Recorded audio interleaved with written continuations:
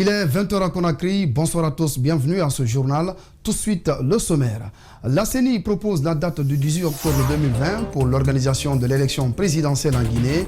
Le choix de cette date a été approuvé par la majorité des commissaires au sortir d'une plénière. La CENI décline des préalables pour le respect de cette échéance. Quels sont ces préalables ? Comment réagissent les acteurs politiques à cette annonce? Des réactions, nous en disposons. Vous aurez la primeur dans ce journal. Le responsable du service de la maternité de l'hôpital régional de Kankan tire la sonnette d'alarme. L'établissement sanitaire manque de médecins gynécologues. Ce manque de personnel s'explique selon lui à l'abandon de postes de certains médecins mutés dans la ville de Kankan. Reportage assure avec Alpha Oumar Kouita. Enfin, au Mali, plusieurs dizaines de milliers de personnes se rassemblent dans le centre de Bamako pour réclamer le départ du président Ibrahim Boubacar Keïta à l'appel d'une coalition hétéroclite formée ces dernières semaines contre le chef de l'État malien.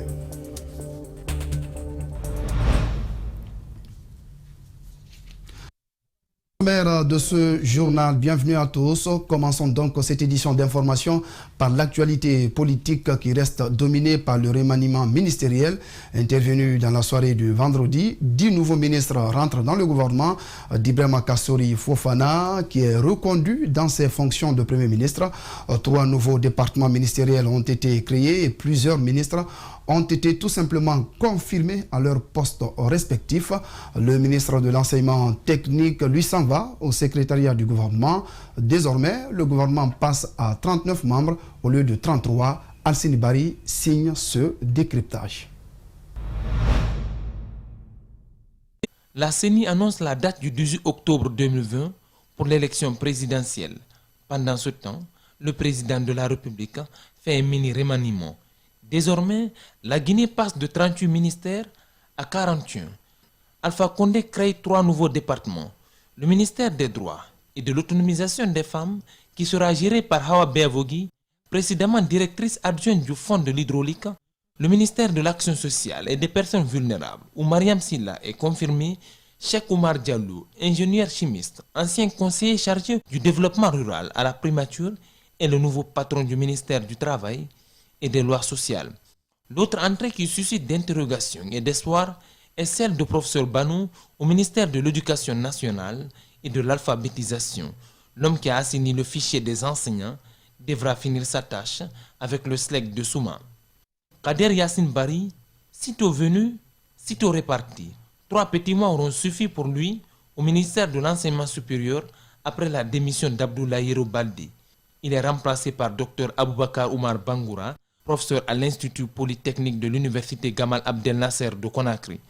Naïté aux travaux publics, Bantamasso bombardé ministre d'État au sport et à la culture, Taran à la citoyenneté, Mokhtar à la jeunesse, Thibou à l'industrie, colonel Rémi Lama à la santé, Aboubakar Silla au transport, tous sont maintenus. Des nouvelles têtes avaient été pressenties. Eli Kamano qui n'aura finalement rien, Jean-Marc Téléanou qui avait laissé sa place à sa femme au Parlement va devoir patienter. Reste à savoir si c'est une ruse politique, car ce décret s'ajoute à celui sur l'installation des présidents de conseils de quartier et de district. Au lendemain du remaniement ministériel, les réactions des citoyens sont nombreuses. Certains exhortent au nouveau gouvernement d'œuvrer pour le bonheur de la population. Par contre, d'autres mettent en garde les nouveaux promus qui sont venus à quelques mois de la présidentielle. Des avis croisés, c'est dans ce reportage signé Djibril Ba et Abdoulaye Kamara. Les citoyens se font de leur propre opinion après la mise en place d'un nouveau gouvernement. Des réactions à chaud, il y en a qui estiment que ce gouvernement doit agir vite pour le développement socio-économique du pays. L'ossature des membres ne les concerne pas et cela relève du pouvoir discrétionnaire du chef de l'État, disent-ils. Pour nous, ce n'est pas la tête des uns et des autres qui compte. Le plus important, c'est le travail gouvernemental qui compte. C'est le résultat à la fin du compte qui compte. C'est ce qui doit toucher directement les citoyens à la base et ce qui compte pour nous. C'est de continuer à doubler plus d'efforts pour que le résultat se sent encore de plus au niveau des citoyens. Alors que l'épidémie de coronavirus a durement touché les petites et moyennes entreprises, Triste réalité, selon ses citoyens, il avertit. On n'a pas besoin encore qu'on forme encore une nouvelle équipe qui va venir encore certainement se remplir les postes parce que sachant qu'ils ne vont pas durer, qu'ils n'ont que 4 mois, qu'ils ne vont penser seulement qu'à remplir les postes dans les biens du pauvre État et du pauvre peuple de Guinée. Donc je pense qu'on nous devons donner la chance et leur souhaiter bonne chance à cette équipe qui a été reconduite. Il y a eu des départements ministériels qui ont connu de nouvelles figures. C'est comme celui de l'éducation. Cet autre citoyen souligne qu'il était temps. Concernant la nomination du ministre de l'Éducation, le départ de Maurice Sangaré a été bien. Franchement, il y avait trop de protocoles derrière lui. La Guinée passe dorénavant de 38 à 40e ministère.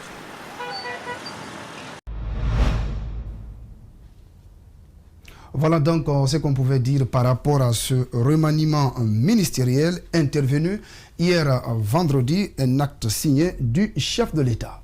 On en vient à cet élément annoncé au sommaire de ce journal. La CENI propose la date du 18 octobre 2020 pour l'organisation de l'élection présidentielle en Guinée. Le choix de cette date a été approuvé par la majorité des commissaires au sortir d'une plénière. La CENI décline des préalables pour le respect de cette échéance. Quels sont justement ces préalables? Comment réagissent les acteurs sociopolitiques à cette annonce de la CENI? Élément de réponse dans ce reportage signé Rosaline Goto-Mounemo, Amara Alexa Silla. Sidia Touré trouve que la date du 18 octobre n'a pas été proposée par la CENI, mais plutôt par le président Alpha Condé.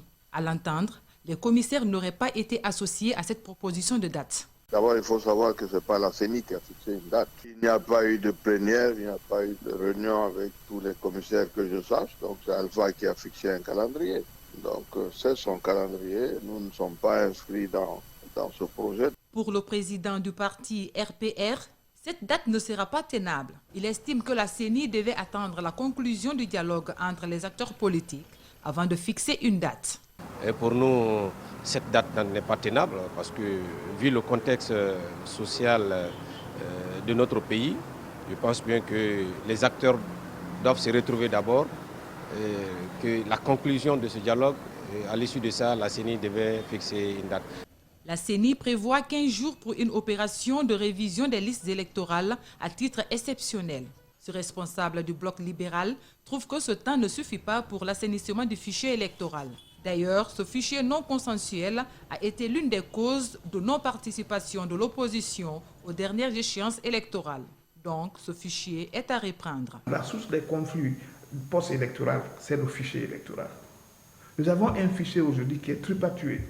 Dire qu'on peut aller à une élection avec une révision, exceptionnelle, 15 jours de révision, je pense que la CENI se moque un peu du peuple guinéen. Il faut reprendre ce fichier. Ce fichier, aujourd'hui, nous avons des compatriotes à l'étranger qui n'ont pas eu la chance de participer à la dernière révision. Nous avons eu des Guinéens à l'intérieur qui ont été empêchés d'exercer leurs droits constitutionnels, empêchés de s'inscrire sur ces fichiers. Le secrétaire en charge des questions électorales du BL est confiant sur la tenue de l'élection présidentielle cette année. Mais sur quelle constitution les élections vont-elles se tenir, s'interroge-t-il. Il y a des questions de fond que la CENI devra s'atteler avant de proposer une date, qui sont entre autres la Cour constitutionnelle et le Parlement. En Guinée, il y a un minimum de 15 nationalités de réfugiés. Le bureau du HCR à Conakry a célébré la journée du 20 juin dans la plus grande sobriété à son siège basé à Conakry. La pandémie du coronavirus oblige, un nombre réduit a été sélectionné pour recevoir des kits et une ration alimentaire. Mamadou Sadio Baldé, Aboubakar Bangoura.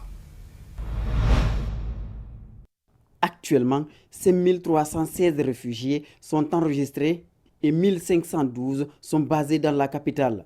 Les Ivoiriens ont le plus grand nombre avec 4350. Le quotidien n'est pas rose, les barrières linguistiques sont un véritable problème pour certains.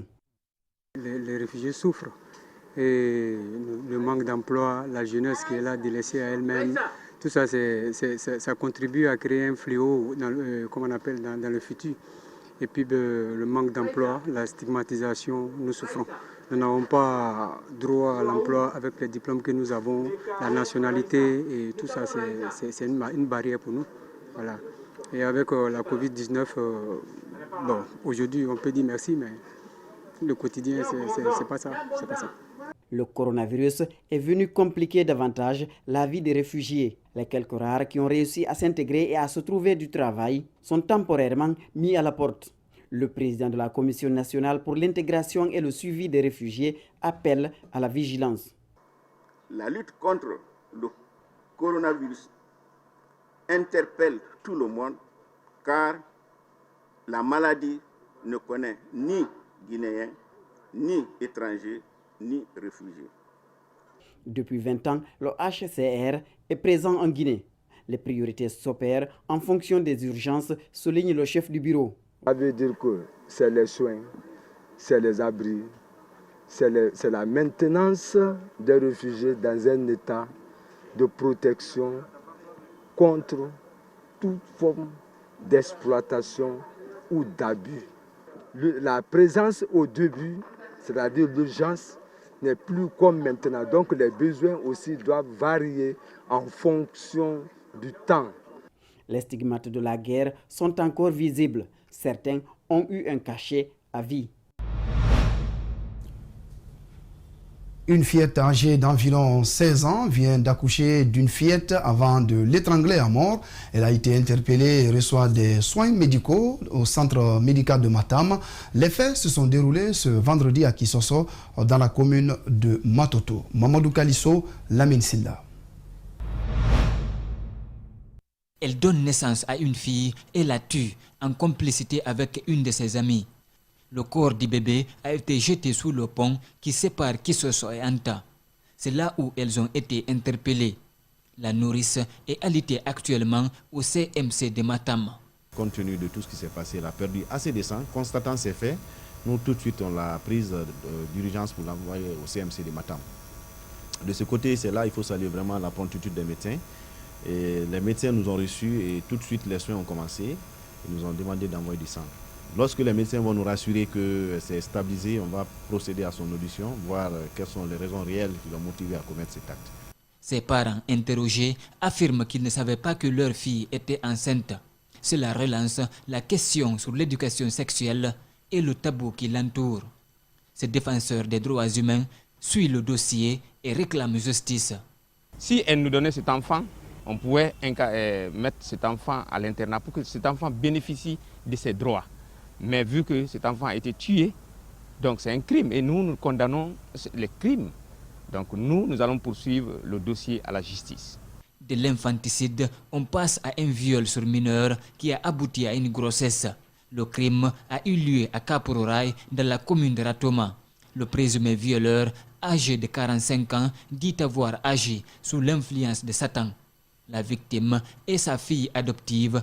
D'après les résultats de l'échographie, elle attend des jumeaux. L'échographie démontre que c'est des 2 jumeaux. Et la fille n'a que 16 ans. La fille est très affaiblie. Donc s'il n'y a pas un suivi, c'est très difficile. Mais nous, par la qualification, vraiment, nous, les officiers de police judiciaire, nous disons que viol sur mineur. Mais le côté de l'inceste, ça reste à désirer. C'est l'appréciation sera donnée par M. le procureur de la République. Le présumé violeur, qui est charlatan, a été déféré devant le parquet de Dixine. Depuis l'installation de cette brigade, il y a 5 mois, près de 20 dossiers de viols sur mineurs ont été traités, sans compter les abandons d'enfants, les violences conjugales. Seul bémol, la brigade est sous-équipée. C'est une scène qui allait finir à un drame. Un policier a renversé un motard. La cause, il n'avait pas son masque. Le jeune s'est évanoui après de longues heures et la panique s'est emparée des vendeurs du marché de Bonfi dans la commune de Matam. L'accrochage a également connu des dommages collatéraux. Plus d'explications dans ce reportage signé Sekou Datia Kamara, Mohamed Bangoura. Bonfi se réveille avec un grave incident aux alentours du marché. Un jeune a essuyé la colère d'un homme en uniforme parce qu'il n'a pas porté son masque. À la suite des altercations, le jeune assis sur sa moto se verra renversé et tombe subitement à terre. Soudain, la panique gagne le marché.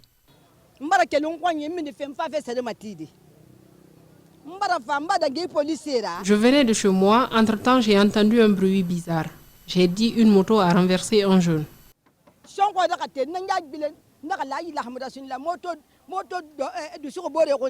Sitôt informé, le père du jeune homme a investi les lieux.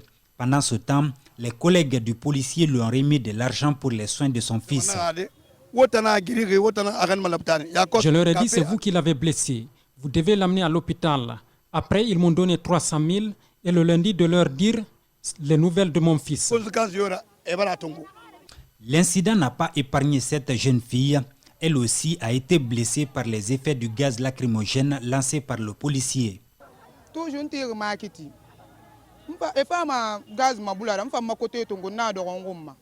J'étais arrêté auprès du marché. Il lançait du gage et j'ai pris mon bagage. Tout d'un coup, le gage est tombé sous mes pieds et mes piments se versent. Des piments qui coûtent à 1 million. À la suite de cela, je me suis précipité pour quitter les lieux.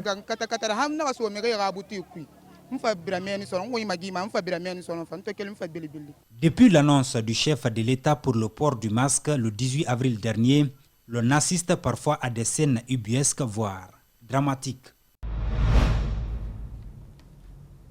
Comme annoncé au sommaire de ce journal, le service de la maternité de l'hôpital régional de Kankan ne compte à nos jours que 2 médecins gynécologues, une situation qui inquiète aujourd'hui le responsable du dit service, qui explique ce manque de personnel par l'abandon de postes de certains médecins mutés dans son service. Dr Soiré invite le gouvernement à une politique de maintenance des fonctionnaires à leur poste. Alpha Omar Koita, notre correspondant régional, a été à sa rencontre. Suivez son reportage. La maternité est l'un des services les plus convoités par des patients dans les différentes structures sanitaires du pays. À l'hôpital régional de Kankan, ce service ne compte aujourd'hui en son sein que 2 médecins gynécologues qui se battent tant bien que mal pour satisfaire leurs clients. Nous avons dans ce service 2 médecins, 10 sages-femmes et 2 ATS. Donc, mensuellement, nous faisons 450 à 480 accouchements par mois. 83 césariennes, et tous ces césariennes-là sont gratuites, les accouchements sont gratuits. Donc nous hospitalisons aussi des patientes malades au nom de jusqu'à 80 malades hospitalisés. En plus de ce manque criard du personnel soignant, présentement nous avons 32 lits, le service est bourré, donc nous sommes, comme nous disons en termes médicaux, le taux d'occupation moyen est à 90%. 90%. Et la norme, si elle est retenue par le ministère, c'est 70%. Nous sommes à 92%. Donc vous dites que la charge de travail étant élevée ici.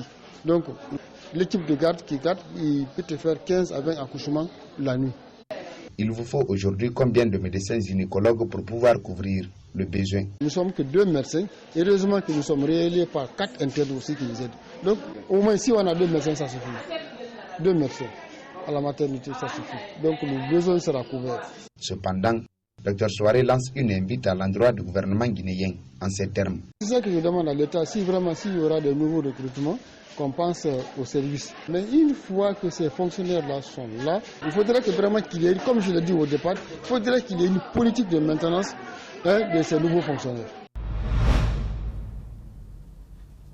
Des enseignants du privé réunis autour d'une plateforme ont été ce matin chez le secrétaire général du SNE, entendez Syndicat national de l'éducation, en toile de fond expliquer à la structure syndicale la situation dans laquelle les encadreurs du privé vivent et solliciter vivement un appui de la part de l'État avant la réglementation du secteur. L'objectif de leur démarche a été justifié aussi par leur affiliation au SNE. C'est un reportage de Djibril Ba rendu en studio par Fatoumata Kondé. Une dizaine d'enseignants du privé est venue exprimer l'angoisse de leurs depuis le début de la crise sanitaire au mois de mars dernier. D'entrée, le secrétaire général du syndicat national de l'éducation leur a fait savoir que la situation des enseignants du secteur privé a été l'une de ses priorités. Et même pendant les négociations du 28 janvier 2020, on a parlé des cas des écoles privées. Donc, ils ont vu que partout où le SNE passe, il part des enseignants du privé, puisque nous ne faisons pas une différence entre enseignants du public et enseignants du privé. Laissés à leur sort, disent-ils, leur affiliation au SNE ce samedi est comme un début d'espoir. D'abord, en temps normal, nous sommes, n'est-ce pas, nous menons une vie vulnérable. Pendant cette période de crise pandémique, aujourd'hui, les enseignants sont, n'est-ce pas, livrés aux activités qui sont indignes d'eux. Malgré les cris de cœur, certains fondateurs d'écoles privées n'ont pas lâché du lest. Une situation qui les amène à souhaiter la réglementation du secteur, comme dans d'autres pays de la sous-région. Pendant ce temps, la crise sanitaire est une dure épreuve pour eux. La couche la plus vulnérable, ce sont les enseignants du privé. Parce que vous n'êtes pas sans savoir qu'au temps d'Ebola, on a connu les mêmes choses. Ces enseignants-là, certains ont divorcé avec leurs femmes. D'autres ont été délogés. Certains même, finalement, sont même morts de maladies qui ne pouvaient même pas se soigner, puisqu'on avait fait 6 mois sans cours. Et la même chose encore s'est répétée cette année. À la suite du remaniement ministériel, un département du travail et des lois sociales est créé, une autre source d'espérance pour ces encadreurs.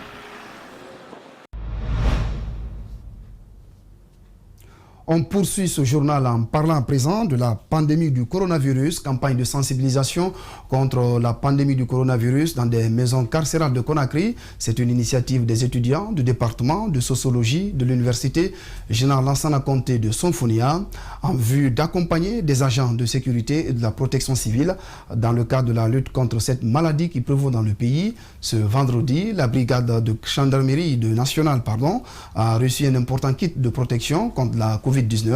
Bangali Keta commente les images d'Ibrahima Sori Kamara.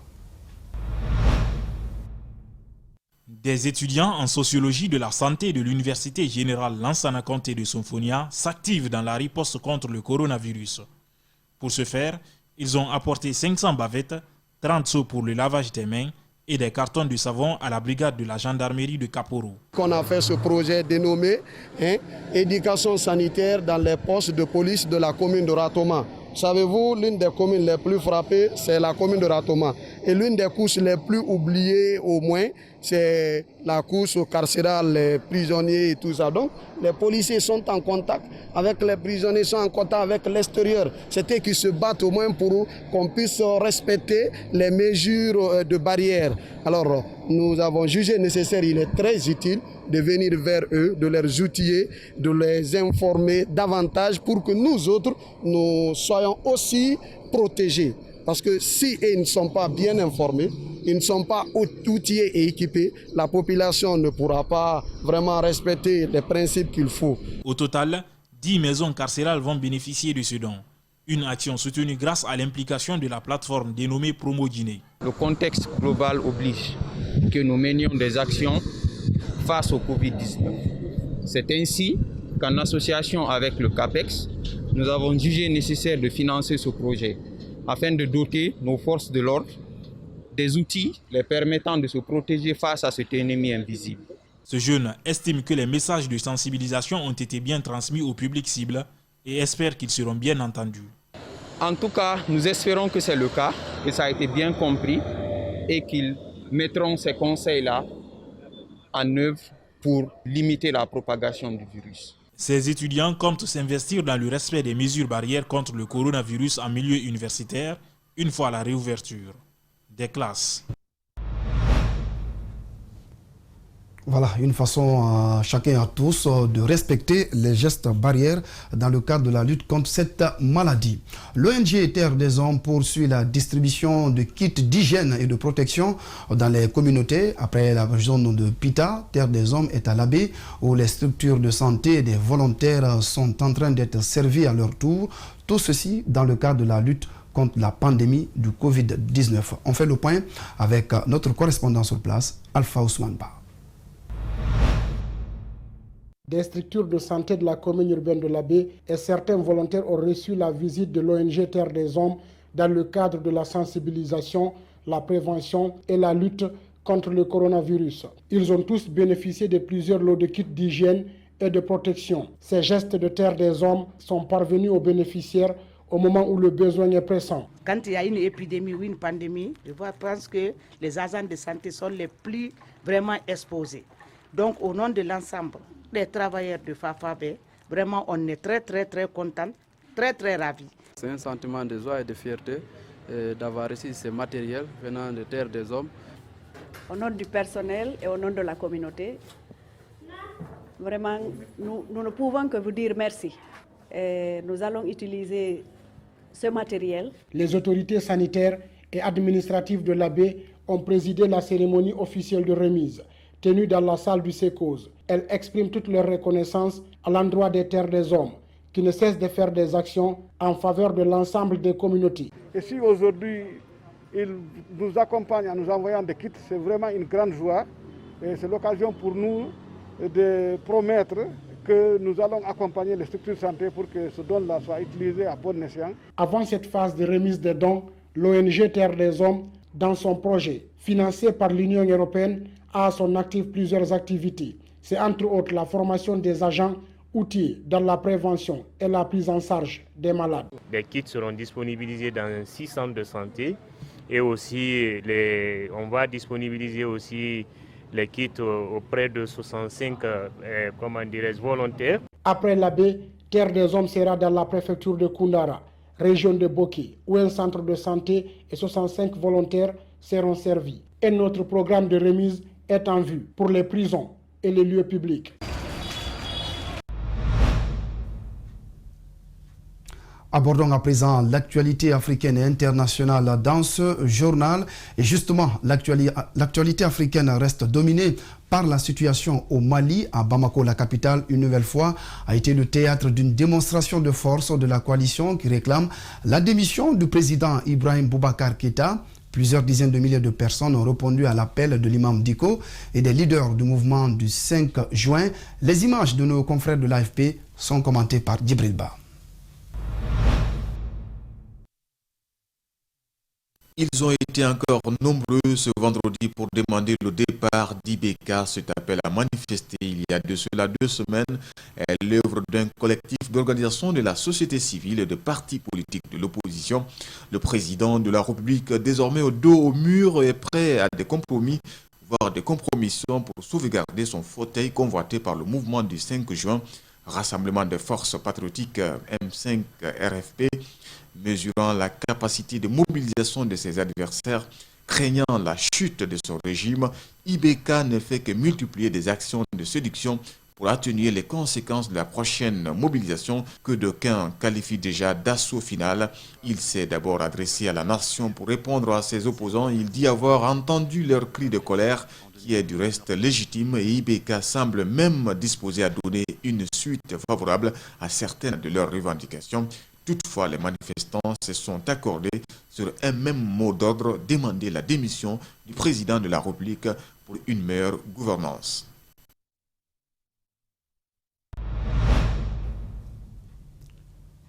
Aux États-Unis, avec des marches festives ou silencieuses, des milliers d'Américains ont commémoré vendredi le 155e anniversaire de l'abolition de l'esclavage en pleine période de tension et de prise de conscience des discriminations et du racisme subis par la communauté noire. Images et commentaires, Djibril Ba.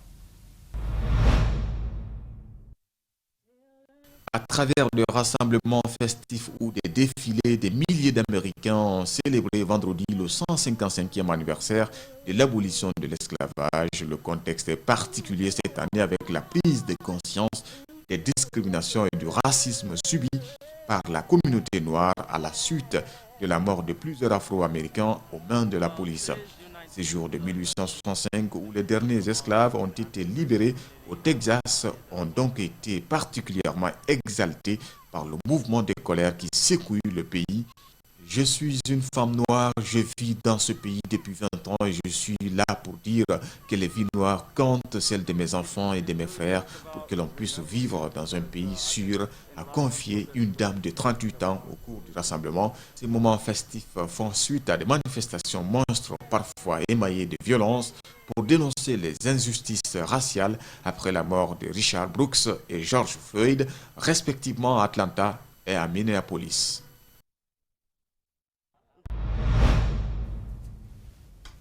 Voilà, merci de nous regarder à Kankalabé, Kouroussa ou encore Beila. C'est la fin de cette édition réalisée par Djibril Ba. À toutes et à tous, excellente soirée en compagnie de nos programmes. Bonsoir chez vous.